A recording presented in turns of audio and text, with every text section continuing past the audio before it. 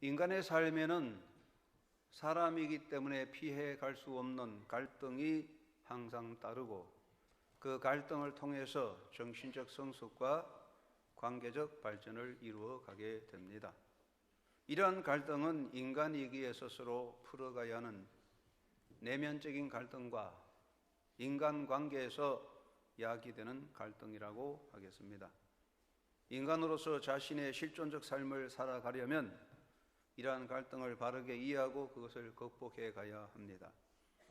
내가 인격적인 인간이기 때문에 스스로 풀어가야 하는 갈등에는 한 인간으로서 자신의 자유의지를 따라 선택하고 결정해야 하는 개성적인 자율성과 동시에 내가 인간 사회에 속하였기 때문에 피할 수 없는 사회적 규범과 전통적인 관습과 권위를 따라야 하는 순응적인 삶과의 갈등입니다.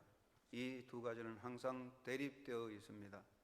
한 인간으로서 자신의 자유의지를 따라 개성적인 삶을 지켜나가는 것은 인간이기 때문에 누리는 인간의 존엄한 권리입니다.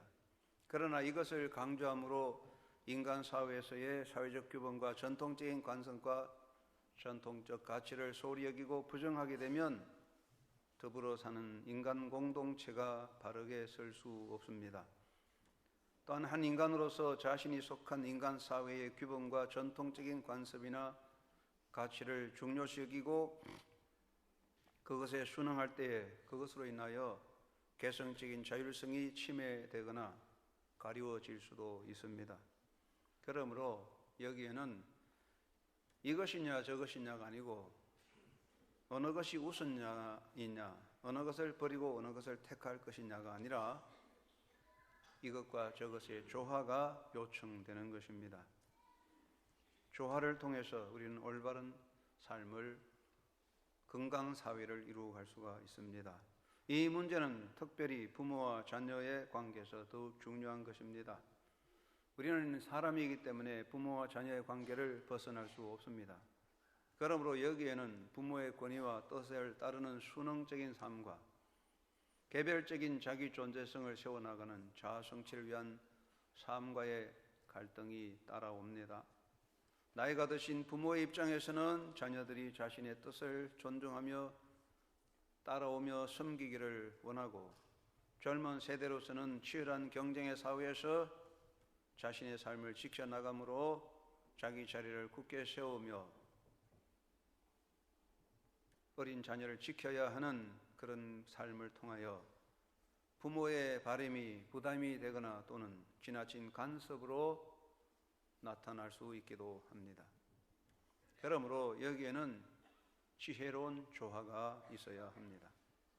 무엇을 강조하고 무엇을 무시할 거냐가 아니라 조화로운 삶이 필요합니다. 오늘의 우리 시대에서 가장 빛을 잃어버린 우리나라의 전통적인 미덕 중에 하나가 효행, 효도입니다. 과거에는 효란 말 그대로 젊은 자녀가 늙으신 부모를 업고 가는 것이 효였지만 우리 시대의 그런 효는 바랄 수 없고 자녀로서 부모의 근심이 되지 않고 제 인생을 바로 사는 것으로도 부모의 기쁨이 되기도 하겠습니다. 그러면 우리는 인간 일반이 아니고 하나님의 자녀된 성도로서 어떤 마음가짐으로 어떤 생활 자세로 부모를 섬기며 하나님의 법도를 지킬까 마음속에 깊이 생각해야 하겠습니다. 예수님께서 제자들에게 하신 말씀에 두 아들에 대한 예화가 나타나 있습니다. 한 아버지가 어느 날 첫째 아들에게 오늘 포도원에 가서 일하라고 분부했는데 첫째 아들은 아버지 앞에서 예 가겠습니다라고 대답했지만 실제로 일하러 가지 아니했습니다. 아버지는 둘째 아들에게 예 오늘 포도원에 가서 일하라고 했습니다. 둘째 아들은 아버지 앞에서 싫습니다 라고 거부했지만 그 이후에 돌이키고 밭에 가서 일을 했습니다.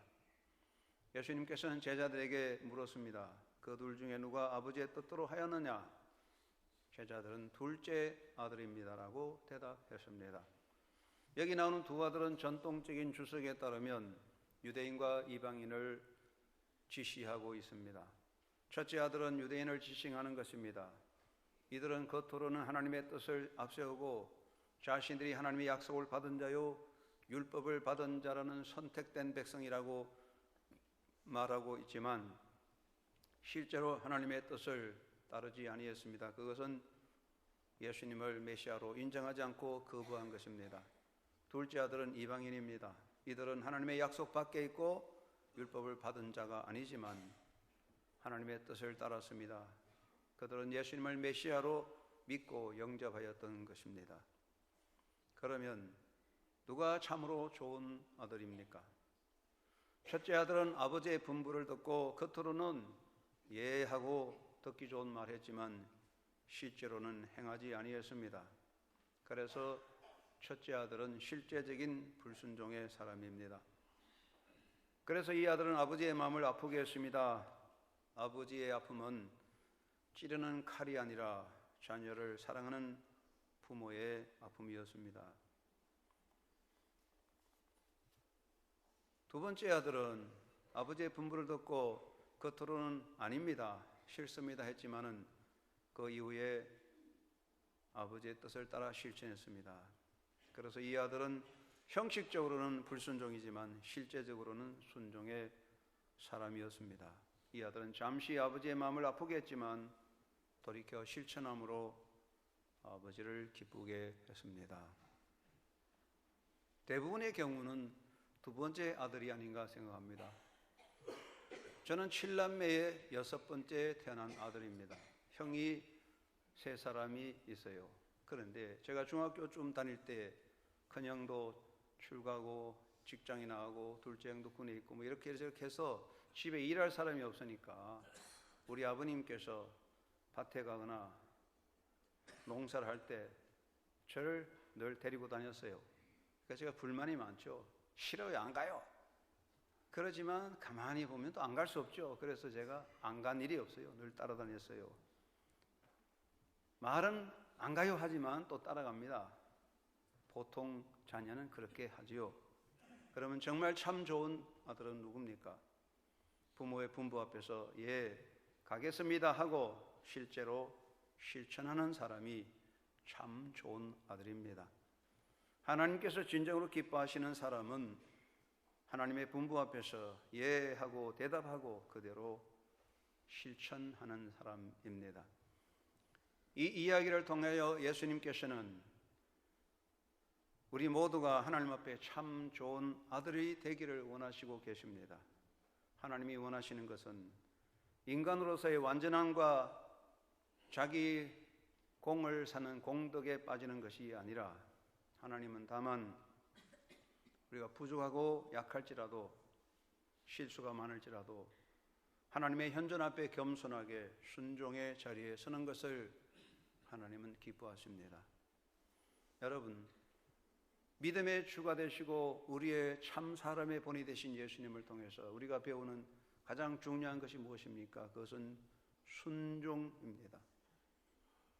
예수님은 순종을 통하여 메시아 사역을 완성하셨습니다. 요한복음 6장 38절에 예수님 말씀하시기를 내가 온 것은 내 뜻을 이루려 함이 아니라 나를 보내신 아버지의 뜻을 이루려 함이라.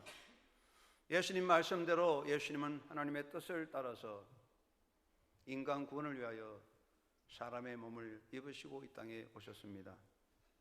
또한 예수님은 아버지의 뜻을 따라 순종하여 십자가를 지셨습니다. 인류 역사상 가장 완전한 최고의 순종은 예수님의 십자가입니다. 이보다 더한 순종은 없습니다. 예수님은 십자가를 지는 고난을 통하여 완전한 순종의 길을 가셔서 순종의 실천을 통하여 구원 역사를 이루신 것입니다.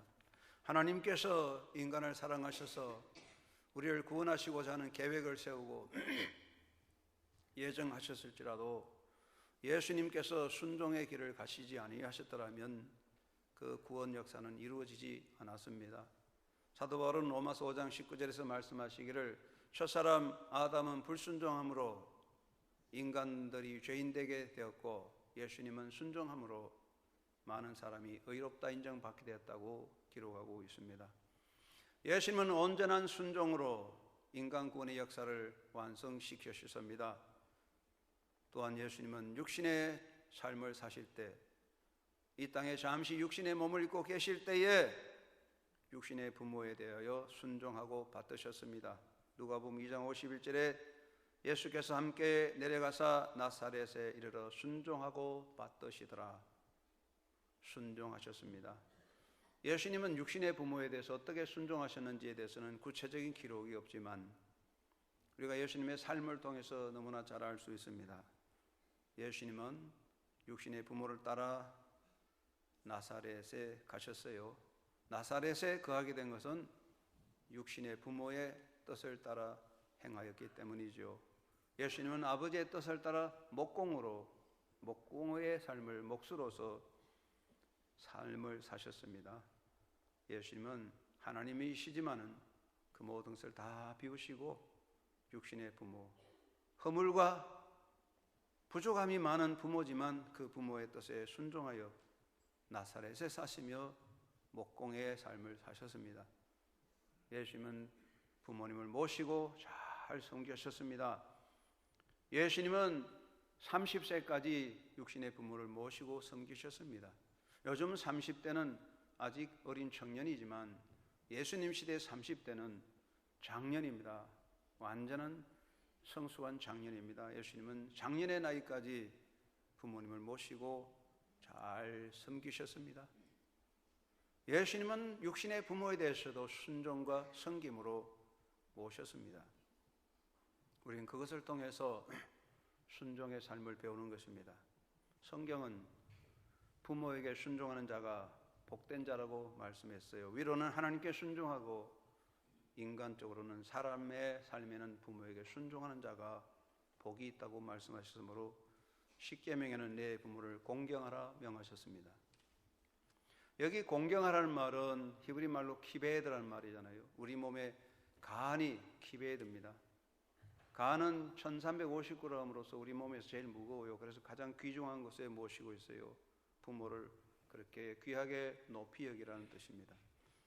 우리가 부모에게 대한 순종은, 부모를 공경하는 것은 우리 마음으로 부모를 높이는 것입니다. 부모의 가치를 가장 높은 곳에 두는 것입니다. 세상에는 가치 체계가 있습니다. 그러면 이 세상의 모든 가치 체계에서 가장 최상의 가치는 무엇일까요? 이것은 효율적인 필요성의 가치가 아니라 값으로 매길 수 없는 존재 가치인데, 모든 가치 체계에서 최고의 가치는 부모의 가치입니다. 우리 육신의 삶에서 부모는 최고 가치 체계의 위에 있습니다. 부모의 자리를 높이라는 것입니다. 부모를 존경하고 공경하고 섬기는 것은 부모의 자리를 높이는 것입니다. 인간에게는 권위가 있습니다. 많은 권위 중에 최고의 권위는 부모의 권위입니다. 이것은 사람이 만든 것이 아니라 하나님이 세우신 권위입니다. 옛말에 군사부일체라고, 왕과 서성과 부모는 하나라고 그랬는데 성경적으로 보면 부모가 최상의 자리에 있습니다. 부모의 권위를 가장 높이는 마음이 부모를 공경하는 것입니다. 그리고 부모에게 순종하고 공경하는 것은 부모의 뜻을 높이는 것입니다. 학문적으로, 지식적으로 말한다면 젊은 세대가 부모보다 훨씬 앞서겠지요. 그러나 생명적인 차원에서는 부모의 뜻이 가장 높은 것이에요. 영으로는 하나님의 뜻이 최고이지만 육신적으로는 부모의 뜻이 우리 인생의 가장 높은 곳에 있어서 그 뜻을 마음에 새기고 따르도록 힘쓰는 것이 부모를 존경하고 기쁘게 하는 것입니다. 높고 높은 하늘이라 말더라 하지만 나는 높은 게 또 하나 있지. 낳으시고 길르시는 어머님 은혜,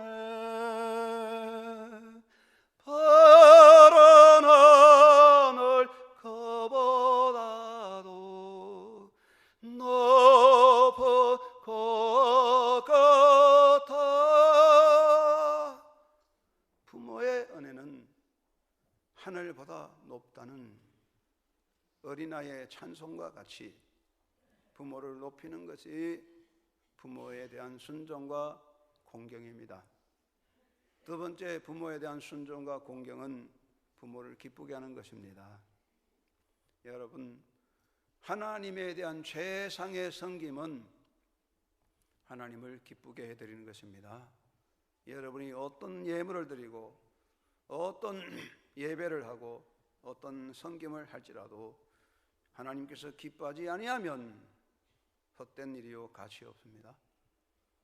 적은 일이든 큰 일이든 우리 주님이 기뻐하시면 그것이 최고의 예물이고 그것이 진짜 순종입니다. 온전한 순종은 하나님을 기쁘게 하듯이 부모에 대한 순종과 공경은 부모를 기쁘게 하는 것입니다. 잠언 23장 25절에 내 부모를 즐겁게 하며 너를 낳은 어미를 기쁘게 하라 하셨습니다. 부모의 선한 뜻을 가슴에 담고 부모를 따라가는 것은 부모를 기쁘게 하는 것입니다. 어떤 이유든지 부모에게 아픔이 된다면 그것은 부모에 대한 공경이 될 수 없겠지요.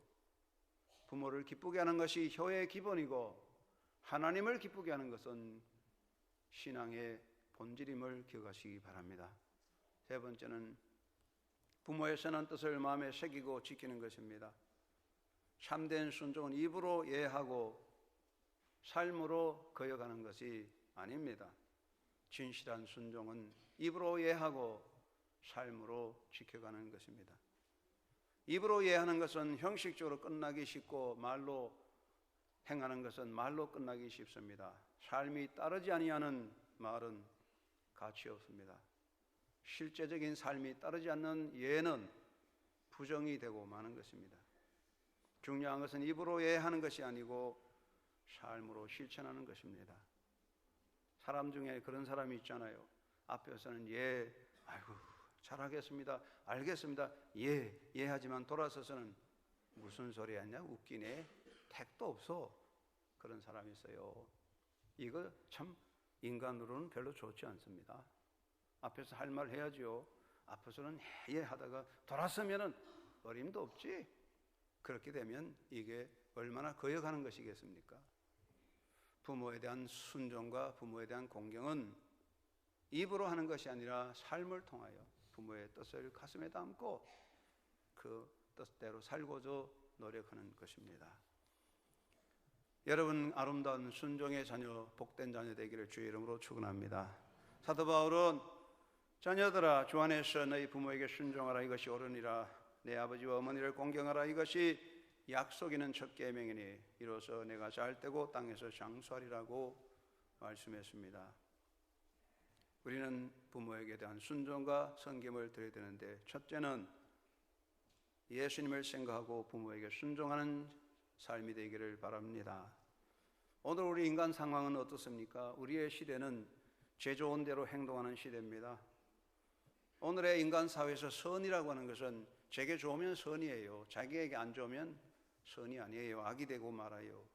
너도 나도 나를 기쁘게 하라고 주창합니다. 그러므로 우리 시대에서 사람들의 마음도 시대적 흐름을 따라 자기를 기쁘게 하는 방향으로 기울어져 있었고, 마음가짐이 그러니 당연히 생활 자세, 생활 흐름도 자기 중심, 자기 만족, 자기 안일로 흘러가는 것이지요.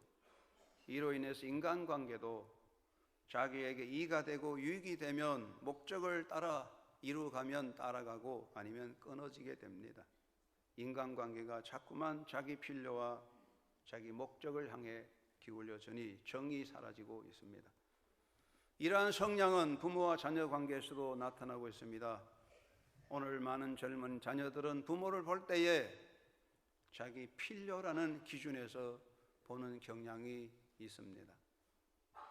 어느 정도 정확한지 그건 모르지만 최근에 나온 정보에 보면 서울대학교 대학생 상대로 의견조사를 했는데, 당신은 당신의 부모가 어느 나이 몇 살 때에 몇 세에 사망하면 돌아가시면 좋겠느냐 하고 조사했더니 그 평균 중심 나이가 63세래요. 여러분 대부분 다 벌써 넘었어요. 부모의 소유 다 낭비하기 전에, 재산 다 소비하기 전에 돌아가시면 좋겠고, 너무 늙으시면 자녀에게 짐이 된다는 그런 의미가 있어요. 그 얼마나 정확한 건지 몰라도 이것이 우리 사회 풍토를 의미하고 있습니다. 모두들 자기 필요를 따라 기준을 삼는 거예요. 그러나 세상이 어쨌든 간에 우리 기독교인들은 예수님을 생각하고 부모를 섬기고 기쁘게 하도록 힘써야 할 것입니다. 히브리서 3장 1절에 예수님을 깊이 생각하자, 우리의 생각을 예수에게 맞추자 그랬습니다. Fix your thoughts on Jesus. 여러분 당신의 사상과 생각을 예수에게 집중하십시오. 여러분 예수님의 순종을 생각해 보십시오. 예수님은 나를 위하여 하나님의 뜻에 순종하여 그 고난의 십자가를 짊어지셨습니다. 예수님은 스스로 하나님이시지만 그 모든 영광을 가리시고 허물도 많고 부족하지만 육신의 부모를 순종하여 받들어 섬기셨습니다. 우리가 예수님을 생각한다면 우리도 부모에 대한 순종과 섬김을 잘 실천하도록 힘써야 되겠습니다. 자기중심적인 인간 사회, 모두들 제 좋은 대로 행하고 전부 자기 만족을 추구하는 사회 속에서 우리가 살아갈지라도 우리는 그래도 하나님 자녀고 예수님의 제자니까 인간의 흐름을 따라가지 말고 예수님 생각하고 부모에게 순종하는 자녀가 되어야 하겠습니다. 여러분 우리 마음에 꼭 다짐해야 되겠습니다. 세상 사람이 어떻게 말하든 이 세상 풍조가 어디로 가든지 간에 비록 내 부모가 인간적으로 존경받을 만한 분이 아니라 할지라도 그럴지라도 예수님이 행하신 순종을 생각하고 예수님 때문에 부모에게 순종하고 부모를 기쁘게 할 수 있는 복된 자녀가 되기를 주의 이름으로 축원합니다. 두 번째는 부모님의 마음을 생각하고 부모님께 순종해야 되겠습니다. 때때로 우리는 부모님의 마음을 헤아려 보아야 되겠습니다. 사람이 언제 철이 될까요? 나이에 따라 다른 것이 아니라 사람이 철드는 것은 제 자식을 길러보아야 철이 드는 겁니다. 제 자식을 길러보면 세상이 어떤가 알 수가 있어요. 내 품에 있는 자녀를 내가 사랑하고 돌볼 때에 우리 부모님도 나를 이렇게 사랑하고 나를 위해 희생했구나 깨닫게 되고, 내 품에 있는 자녀들이 내게 아픔이 될 때 내가 얼마나 우리 부모를 아프게 했나 깨닫게 되죠. 그때야 철이 드는 거 아니겠습니까? 여러분 부모의 마음을 생각해 보세요. 부모의 마음 속에 무엇이 자리 잡고 있겠습니까? 그것은 자녀를 향한 사랑입니다. 그 사랑이 완전하고 성숙하지는 않을지라도, 인간적인 사랑일지라도 부모의 마음에는 항상 자녀를 향한 사랑이 떠나지 않습니다. 한 인간으로서 초라하기도 하고 인간이기 때문에 잘못과 욕심의 사람이고 또 부족한 점이 많을지라도 그 속에는 자녀를 향한 사랑은 샘솟듯 솟아나고 있습니다. 그리고 부모의 마음에는 자녀를 향한 기도가 끝없이 흐르고 있습니다. 부모님도 사람이기 때문에 때로는 의심도 하고 염려도 하고 걱정도 하고 세상적인 마음을 가지고 있을지라도 자녀들에게 실망을 줄 때도 있지만 그래도 부모의 마음에는 자녀를 위한 기도가 항상 하나님께 드려지고 있습니다. 우리는 그 부모님의 마음을 생각해야 됩니다. 부모의 가슴은, 부모의 마음은, 부모의 사랑은 우리의 고향입니다. 얼거나 버칠 때에 안아주시며 때때어 내빼시고 품어주시는 어머니의 가슴은 나의 고향.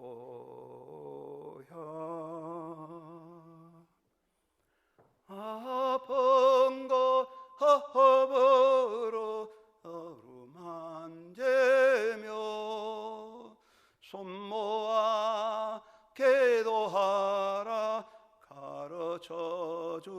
주신 어머니의 마음은 나의 고향. 자녀들 잘 때라고 기도하세는 거룩한 거정성 어이저리. 어머니의 사랑은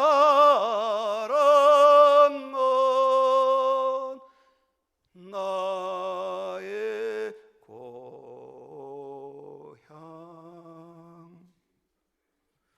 어머니 마음을 헤아려 보세요. 그러면 어머니를 기쁘게 할 수 있습니다. 내가 내 생각만 하고 내가 내 고집만 피우고 항상 내 좋은 대로 행하고 부모의 마음을 외면할 때에 얼마나 그것이 부모를 아프게 했을까요? 부모를 아프게 하는 것은 그들이 짊어진 무거운 짐, 삶의 무게가 아닙니다. 부모를 찌르는 가시는 육체의 고통이 아닙니다. 품에 품고 있는 자녀들의 어긋는 행동과 불순종의 가시입니다. 부모는 자기 짐이 무거울 때에 보다도 자녀들의 짐 때문에 더 힘들어하고, 부모는 자기를 찌르는 가시보다는 자녀들이 아파할 때에 더 아파합니다. 자녀가 기침을 하면 부모는 벌써 독감에 걸려 있습니다. 여러분, 자녀된 자로서 우리의 작은 거역함과 우리의 무관심과 불순종과 소홀함과 함부로 하는 말 한마디가 얼마나 부모의 마음을 아프게 했습니까? 오매분망 나를 품고 사랑하는 부모를 생각하고 여러분, 부모에게 순종하고 기쁘게 해드리는 귀한 자녀, 좋은 자녀 되기를 주의 이름으로 축원합니다. 세 번째는 자기 자신을 생각하고 부모에게 순종해야 되겠습니다. 사람의 사랑 중에 제1번 사랑이 자기 사랑이에요. 자기 사랑이죠. 사람은 일하기 싫어도 자기 때문에 일하고, 먹기 싫어도 썬 음식이라도 자기 위해서 먹어요. 사람은 자기 위해서 참고 견디는 거 아니겠습니까? 자기를 사랑하지요. 여러분, 그렇다면 나를 사랑하는 것, 내가 힘써서 나를 사랑함으로 행할 가장 중요한 일들이 무엇일까요? 하나님을 잘 섬기고 사랑하는 것이고 부모를 기쁘게 하는 것입니다. 부모를 기쁘게 하는 것이 나를 복되게 하고 나를 기쁘게 하는 것입니다. 효도는 시대에 뒤떨어졌다. 효도는 귀찮은 짐이다. 그래서 모두 이것을 내버리고 소홀히 여기면 결국에 그것 때문에 우리 모두 불행하게 되고 우리 모두 고통의 수렁에 빠져들 것입니다. 여러분, 한번 스스로 생각해 보십시오. 우리 모두 다 늙어집니다. 우리 모두 다 병들고 약해집니다. 우리 모두 다 무력해집니다. 우리 모두 다 관심밖에 사람이 되고 우리 모두 다 남의 짐이 될 것입니다. 우리가 관심밖에 사람 되고 우리가 남의 짐이 되고 내가 약해질 때, 그때에 누가 나를 한번 생각해 줄까요? 그때 누가 나를 한번 붙잡아 줄까요? 그때 누가 내게 관심을 가져다 줄까요? 인간은 모두가 자기가 만든 수렁에 빠져들어 고통당하는 것입니다. 오늘 우리가 이것을 소홀히 여기면 그날에 내가 버림받는 것이 마땅하고, 오늘 우리가 이것을 거부할 때에 그날에 내가 거부당한 것이 마땅할 것입니다. 그렇다면 나를 사랑한다는 것은 부모를 섬기고 기쁘게 하는 일입니다. 여러분 자신을 사랑하시기 때문에, 여러분을 사랑하기 때문에 부모에 대한 순종으로 부모를 기쁘게 하는 좋은 자녀 되기를 바랍니다. 좀 더 관심을 기울여 보십시오. 좀 더 정성을 담아 섬겨 보십시오. 좀 더 존경하고 따라가는 여러분 되시기를 바랍니다. 친구가 밥 한 그릇 사면 자존심 때문에 밥을 꼭 사서 갚고, 다른 사람이 내게 뭔가 주면 빚졌으면 내가 꼭 갚아야 되는데, 내 평생 부모의 사랑을 받고 부모로부터 엄청난 빚을 졌지만 우리는 그것을 까마득하게 잊어버리고 아무것도 빚지지 않은 양 살아가는 우리의 모습들이 부끄러우지 않습니까? 여러분, 자기를 사랑한다면 그 사랑, 부모에 대한 사랑이 되어야 진정 여러분이 행복할 수 있습니다. 우리 친구 목사님께서 카카오톡에 지방의 현수막을 사진으로 찍어 보냈는데 이상한 현수막이에요. 어느 동네, 지방 동네 길거리 현수막이 붙었는데 이렇게 글 써 있습니다. 그 글자에 보니까 꽃으로 뚱칠 생각 하지 마라. 엄마 일어났어요. 꽃으로 뚱칠 생각 하지 마라. 뚱친다는 말은 떼매운다 그런 뜻이겠죠. 꽃 한 송이 보내주고 어머니날 다 했다 그러지 마라. 여러분, 좀 관심 더 가지세요. 좀 정성을 담아보세요. 좀 더 존경하고 따라가십시오. 그것이 여러분에게 복이 되고 여러분에게 행복이 됩니다. 네 번째는 뒤따르는 자녀를 생각하고 부모님께 순종해야 되겠습니다. 사람은 자녀를 사랑합니다. 정말 내 자녀를 사랑한다면 그들의 미래를 위해서도 우리는 부모에 대한 순종과 섬김을 실천해야 됩니다. 부모는 자녀를 위해서 정말 귀한 것을 물려주기 원합니다. 그러면 진정 나는 나의 자녀를 위해서 무엇을 보여주고 무엇을 물려줘야 하겠습니까? 한 인간으로서 부모가 되어 자녀를 낳아 자신의 삶의 조건 안에서 정성을 다 양육하고 교육시키고 자녀들이 제 발로 서서 살아가게 되었다면 그것만으로도 부모는 자녀를 위하여 할 일을 다 했다고 생각할 수 있습니다. 이제 더 이상의 것으로 무엇을 남겨주고 더 이상의 것으로 뭔가 보태주려고 하지 않아도 돼요. 뭐 더 줄 수 있다면 주면 좋겠지만 거기에 모든 걸 걸 수는 없어요. 이제 정말 자녀를 위하여 물려줄 것은 물질적인 가치나 물질적인 소유가 아니라 바로 자녀들이 살아갈 인간다움의 세상이라고 생각합니다. 우리 자녀들이 아무리 풍요한 물질 문명 속에 살아도 인간다움의 세상 삶이 무너지면 그들은 온전한 삶의 행복을 누릴 수 없습니다. 우리는 자녀들을 위하여 그들이 복되게 살아갈 인간다움의 세상을 물려줘야 한다는 생각보다는 오히려 자꾸만 인간의 허영심과 탐욕에 빠져 엉뚱한 것을 쫓아가고 있습니다. 우리 후대에게 참으로 중요한 것은 물질적인 조건보다는 건강한 정신이요 건강한 사회 환경입니다. 자녀를 정말 사랑한다면 우리 자녀들이 건강한 삶을 살 수 있는 건강한 삶을, 건강한 사회를 만들어야 됩니다. 올바른 효도의 행위는 인간 사회를 건강하게 만들고 인간들의 세상을 똑바로 세우는 것입니다. 효도는 사회를 튼튼히 세우는 바탕입니다. 이 시대의 효도는 노년 세대만을 위한 것이 아닙니다. 나이 드신 분을 위한 것만이 아니라 뒤따른 젊은 세대를 위해서 반드시 행해져야 할 시대적 요청이 효행입니다. 부모에 대한 순종이 주 안에서 바르게 이루어지고 주 안에서 부모를 기쁘게 하고자 힘쓸 때에 우리를 뒤따르는 자녀들은 건강한 삶을 누리고 건강한 사회를 이루게 될 것입니다. 사람은 앞서가는 자를 욕하고 비난하면서 그대로 행위를 본받습니다. 시어머니 욕하면서 시어머니 똑바로 배우는 게 며느리입니다. 무엇을 보여줍니까? 우리가 자녀를 사랑한다면 맹목적인 사랑이 아니라 그 자녀들이 앞으로 건강한 사회에서 건강하게 바로 살아갈 수 있는 그 삶을 위해서 우리가 이 땅에 사는 동안에 하나님의 법도, 효의 법도를 지켜서 부모를 기쁘게 하고 섬기도록 노력해야 되겠습니다. 그것은 바로 자녀를 위해서 우리가 줄 수 있는 최고의 유산입니다. 하나님은 말씀했습니다. 내 부모를 공경하라.